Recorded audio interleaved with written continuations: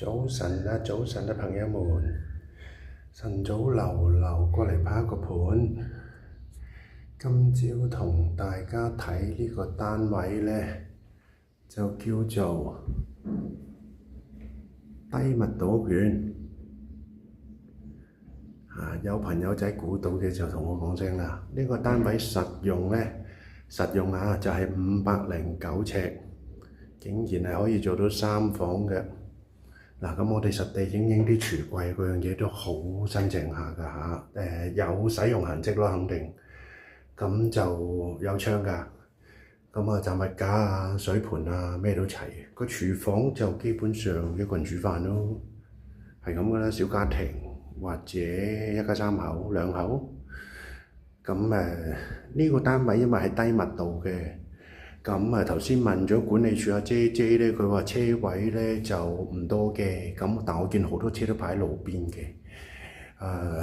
實話實說啦，就唔可以話俾你聽話好多車位啊，隨便過嚟攞啊咁樣。有冇就係冇。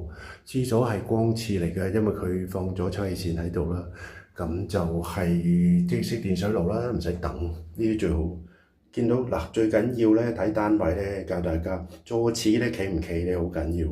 有好多咧租客住完啊攞嚟賣啊，或者自己啲業主啊本身住得唔企理咧，一睇個座廁你就知㗎啦。同埋你睇下個浴缸係嘛，個使用痕跡唔會話一笪二笪跡啊咁樣咧就幾好嘅。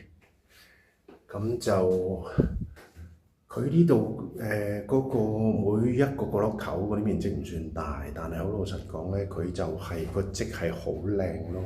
我點解我睇相見到佢就覺得佢個積係好四正，成個正方形咁樣3個房嚇，呢個係最細嘅。如果你一家3口住呢個，咪一樣都可以攞嚟做衣帽間咯。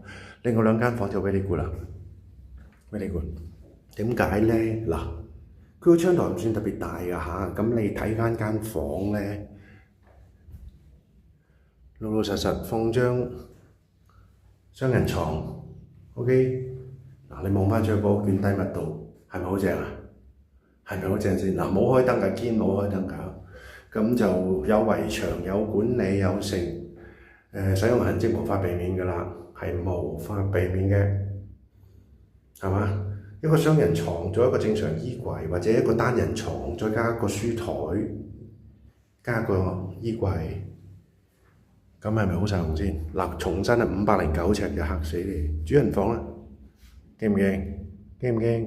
唔係好勁啫，都勁㗎啦。嗱，呢度咧係除咗方